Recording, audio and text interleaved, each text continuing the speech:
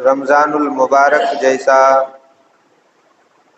بابرکت مہینہ نصیب کیا اور اس میں زیادہ سے زیادہ نیکیاں اپنے دامن میں سمیٹنے کی توفیق عطا فرمائی۔ درود و سلام نازل اللہ کے بھیجے گئے تمام پیغمبروں پر، خصوصاً ہمارے آخری نبی آقا و مدنی جناب محمد رسول اللہ صلی اللہ علیہ وسلم پر۔ اللہم صلی علی محمد وعلی آل محمد کما صلیت علی ابراہیم وعلی آل ابراہیم انک حمید مجید۔ اللہم بارک علی محمد وعلی آل محمد کما بارکت علی ابراہیم وعلی آل ابراہیم انک حمید مجید۔ بزرگوں اور دوستو، میں نے خطبہ مسنونہ کے بعد قرآن مجید کے سورہ توبہ کی ایک آیت کریمہ تلاوت کی۔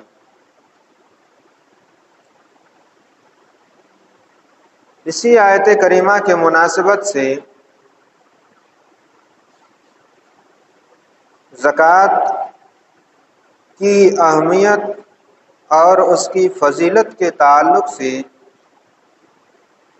آپ کے سامنے کچھ باتیں بیان کی جائیں گی، اللہ تبارک و تعالی سے اس دعا کے ساتھ کہ اللہ تو مجھے صحیح صحیح کہنے اور ہم تمام لوگوں کو ان کہی ہوئی باتوں پر عمل کرنے کی توفیق عطا فرما۔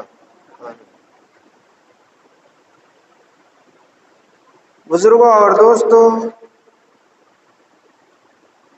زکوٰۃ کا معنی ہے بڑھنا اور اضافہ ہونا۔ ہم سوچتے ہیں کہ ہم اللہ رب العالمین کی راہ میں اپنی کمائی ہوئی دولت کو خرچ کریں گے تو گھٹ جائے گا۔ نہیں، زکوٰۃ کا معنی ہی ہے کیا؟ بڑھنا، اضافہ ہونا، اور شریعت کی اصطلاح میں مخصوص مال کے حصے کو مخصوص لوگوں میں کیا کرنا؟ خرچ کرنا۔ مخصوص مال سے مخصوص حصے کو نکال کر کے مخصوص لوگوں میں خرچ کرنا، یعنی مال جو نصاب زکوٰۃ ہے ایک خاص حد ہے کہ اتنا ہمارے پاس مال ہو جائے گا تو زکوٰۃ فرض ہوگا۔ کتنا فرض ہوگا؟ 2.5% نکالنی ہے۔ کس کو دیا جائے گا؟ اللہ تبارک و تعالیٰ نے سورہ توبہ کے اندر اس کا بھی ذکر کر دیا۔ تو سب سے پہلے ہم آیت کریمہ کا ترجمہ سمجھتے ہیں۔ اللہ تبارک و تعالیٰ نے کہا کہ خذ من اموالہم صدقۃ، اے نبی آپ لوگوں سے صدقہ لیجئے، زکوٰۃ وصولیے۔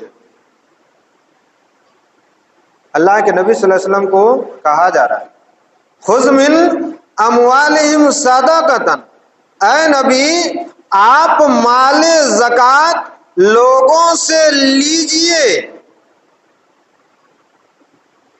اس سے کیا ہوگا؟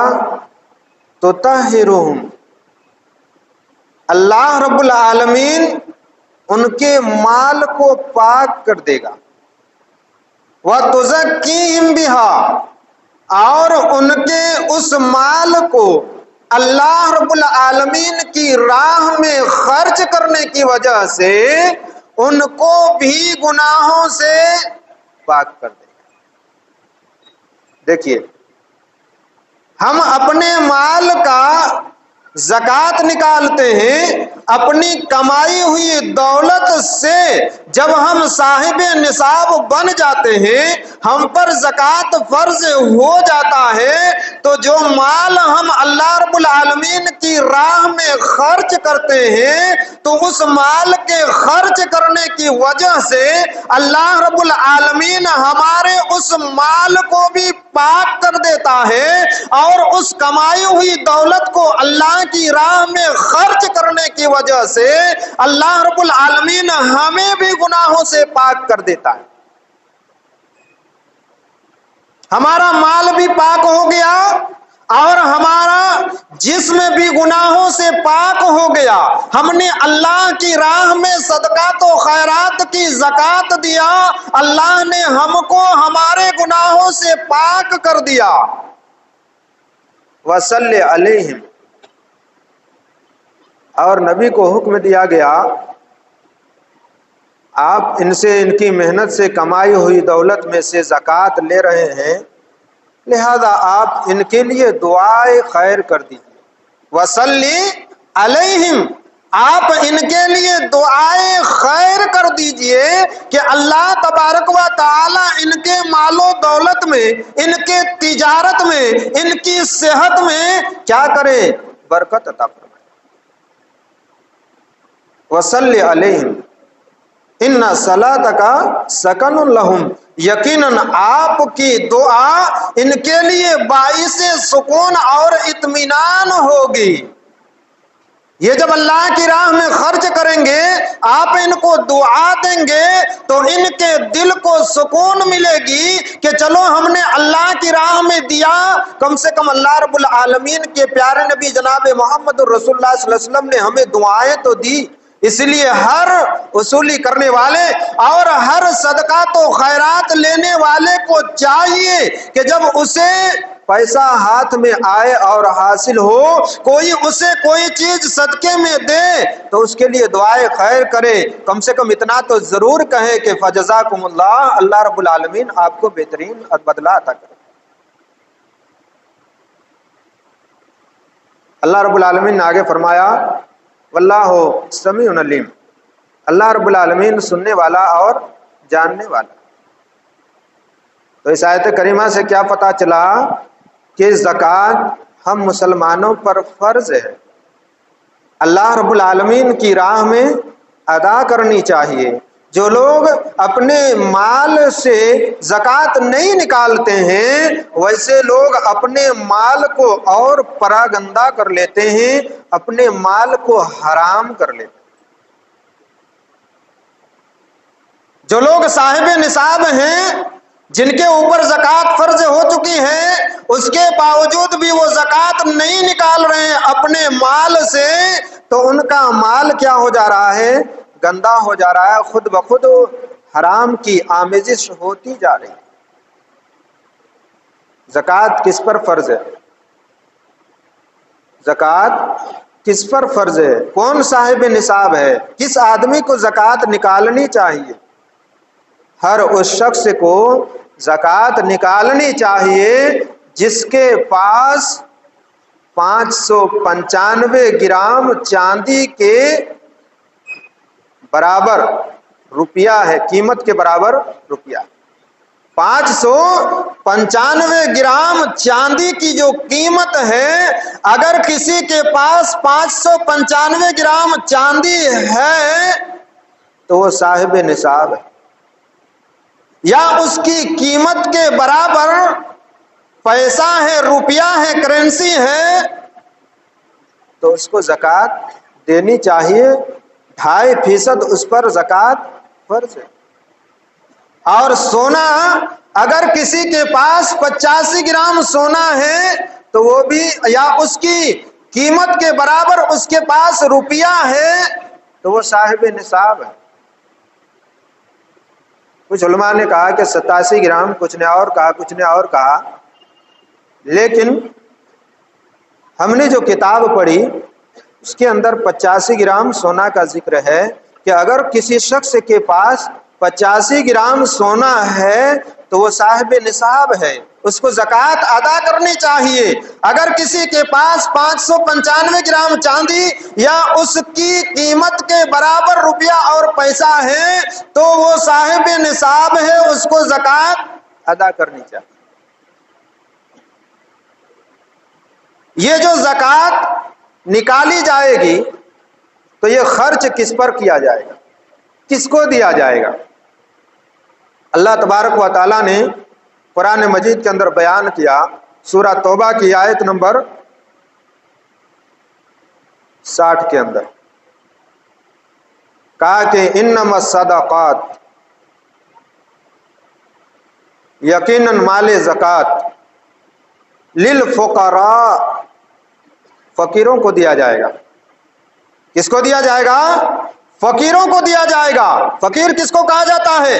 جو حاجت مند ہے، ضرورت مند ہے، اس کو پیسوں کی ضرورت ہے، روپے کی ضرورت ہے، لیکن وہ کسی سے مانگ نہیں رہا۔ بہت بڑی بات ہے، غور سے سنیے۔ فقیر کس کو کہا جاتا ہے؟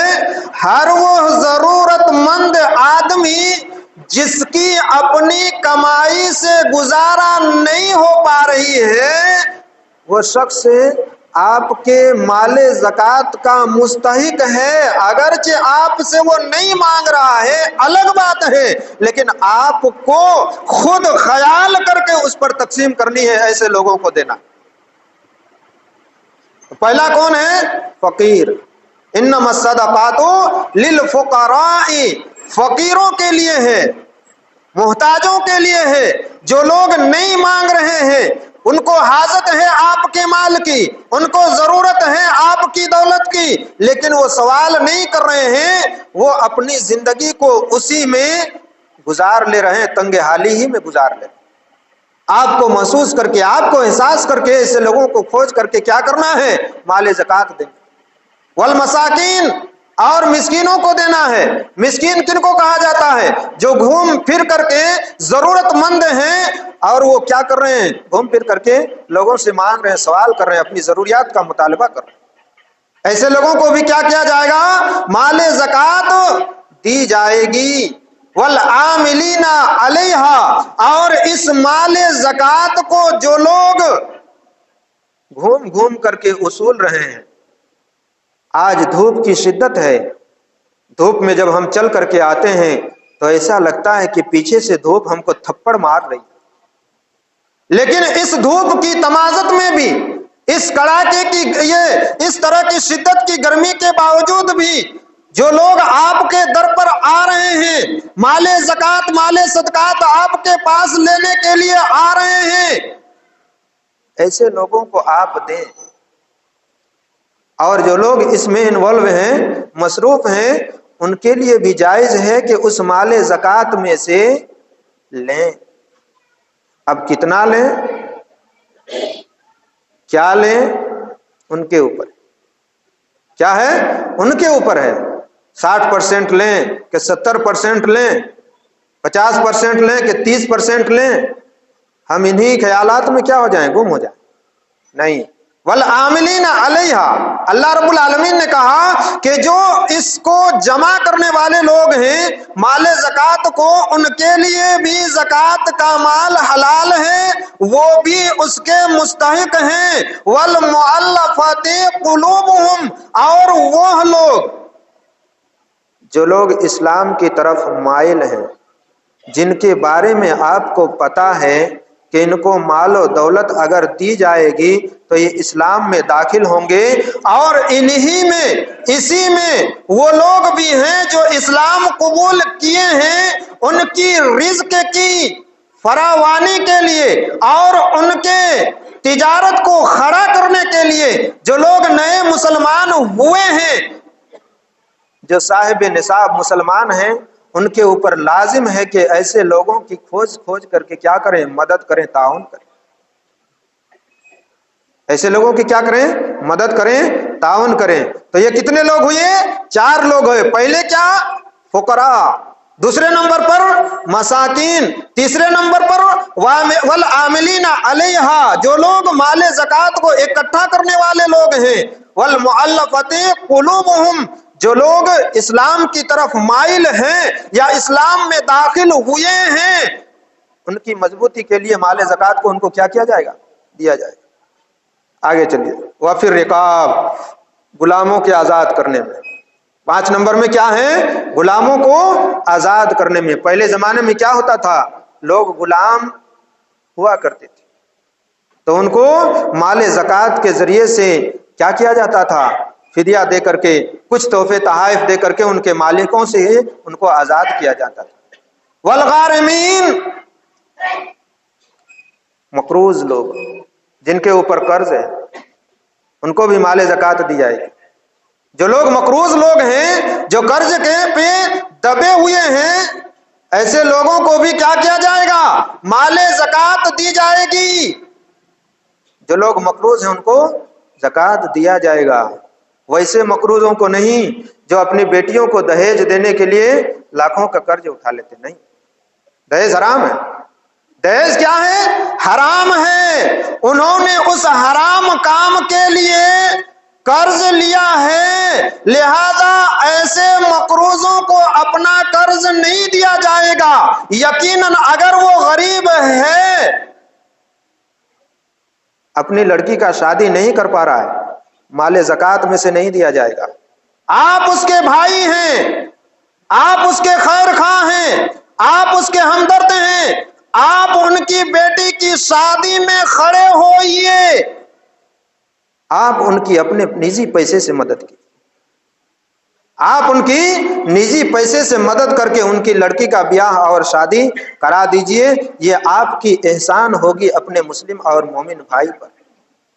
مال زکوٰۃ کس کو دیا جائے گا؟ جو لوگ مقروض ہیں، کسی آفت کی وجہ سے ان کا مال تباہ ہو گیا، لٹ گیا، پٹ گئے، اور یہ وہ کسی طرح کا کوئی معاملہ، کوئی حادثہ ہو گیا جس کی وجہ سے آدمی مقروض ہو گیا، اس مقروض آدمی کو بھی کیا کیا جائے گا؟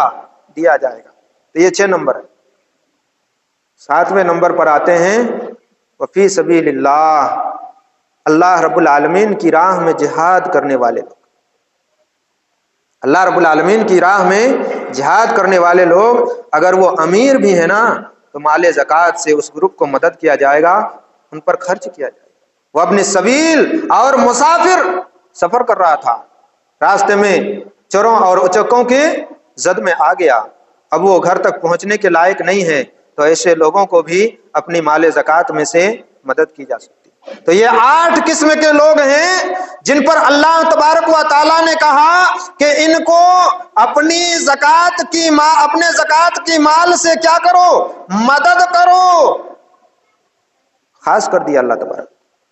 ہاں، رہا مسئلہ صدقۃ الفطر کا،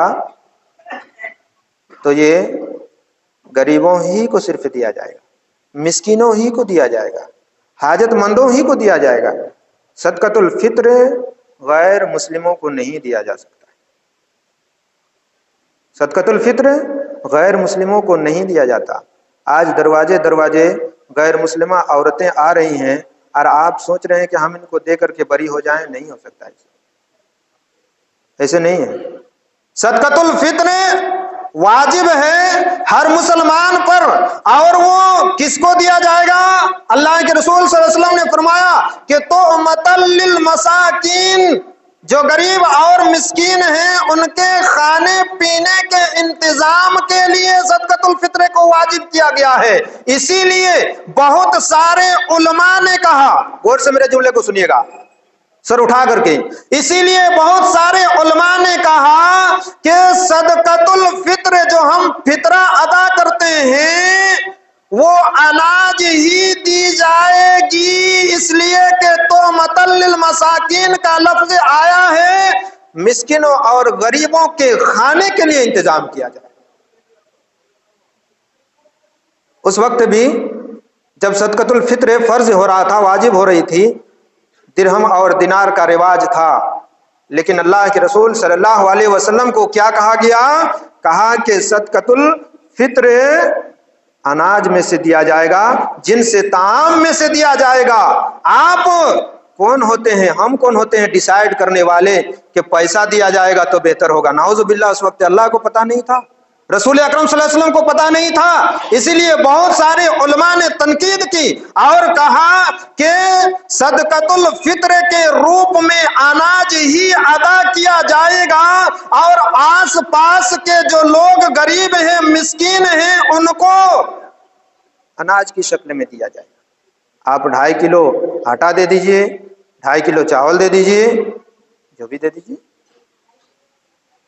رہا مسئلہ روپے اور پیسے کا، تو یہ علماء کا اپنا قول ہے، انہوں نے اپنے طور پر کہا کہ روپیہ بھی دیا جا سکتا ہے، یہ علماء کا قول ہے۔ میں نے ذکر کر دیا کہ یہ علماء کا قول ہے کہ ان کو روپیہ اور پیسہ بھی دیا جا سکتا ہے، یہ علماء کا قول ہے۔ لیکن نبی صلی اللہ علیہ وسلم سے کیا ثابت ہے کہ صدقۃ الفطر جو ہے وہ جن سے طعام ہی میں سے کیا کیا جائے گا، ادا کیا جائے گا۔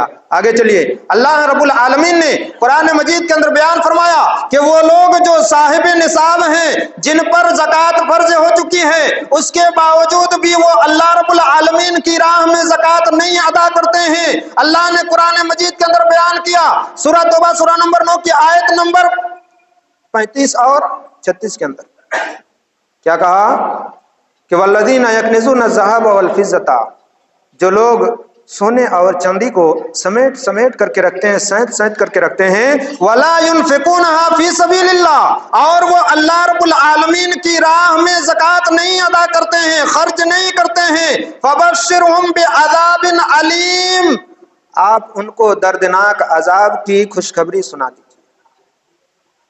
وہ دردناک عذاب کیا ہے؟ یوم یحمى علیہا فی نار جہنم، کل کو قیامت کے دن وہی جمع کیا ہوا سونا، وہی جمع کیا ہوا چاندی، وہی جمع کی ہوئی دولت، روپے اور پیسے، اللہ رب العالمین نے کہا کہ یوم یحمى علیہا فی نار جہنم، قیامت کے دن اس مال کو جہنم کی آگ میں تپایا جائے گا، گرم کیا جائے گا، فتقوی بها جباہہم، وہ مال جس کی انہوں نے زکوٰۃ نہیں نکالی، اللہ رب العالمین کی راہ میں خرچ نہیں کیا، زکوٰۃ اور خیرات نہیں کیے، اللہ رب العالمین نے فرمایا کہ اس مال کو قیامت کے دن جہنم کی آگ میں گرم کیا جائے گا، فتقوی بها جباہہم، اس مال کو گرم کر کے ان کی پیشانی پر داغا جائے گا، وجنوبہم، اور ان کی پہلوؤں میں ان کو داغا جائے گا، فتقوی بها جباہہم وجنوبہم، اور ان کے پہلوؤں میں داغا جائے گا، اور ان کے پیٹھ پر ان کو کیا کیا جائے گا، داغا جائے گا، اور ان سے کہا جائے گا ھذا ما کنزتم لانفسکم، یہ وہی دولت ہے، یہ وہی روپیہ ہے، یہ وہی سونا ہے، یہ وہی چاندی ہے، ھذا ما کنزتم لانفسکم، جس کو تم اپنے لیے جمع کر کے رکھتے تھے۔ غریب لوگ آتے تھے، محتاج لوگ آتے تھے، تمہارے سماج میں کھانے پینے کے لیے محتاج لوگ تھے، تمہارے پاس دولتی مال تھا، لیکن تم نے ان غریبوں اور مسکینوں پر صدقات و خیرات نہیں کیا، تم نے ان کو اپنی مال زکوٰۃ میں سے نہیں دیا، تم نے اللہ رب العالمین کی راہ میں زکوٰۃ نہیں نکالی، فذوقوا، لہذا اس جمع کیے ہوئے مال کا تم کیا کرو، مزہ چکھو، ما کنتم تکنزون، یہ وہی مال ہے جس کو تم دنیا میں جمع کر کے رکھتے تھے، آج ہم بینک میں رکھتے ہیں، آج ہم اپنے تجوریوں میں حفاظت کر کے رکھتے ہیں، ہمارے غریب بھائی، ہمارے مسکین بھائی، آج ہمارے پاس نہ پلیٹ میں طرح طرح کے انتظامات لوازمات رہتے ہیں، دنیا میں کچھ ایسے بھی غریب ہیں جب ایک وقت کھا لیتے ہیں تو دوسرے وقت کے لیے ان کو سوچنا پڑتا ہے، وہ نہ چاہتے ہوئے بھی کٹورے لے کر کے سڑکوں پہ گھومتے ہیں، کیوں؟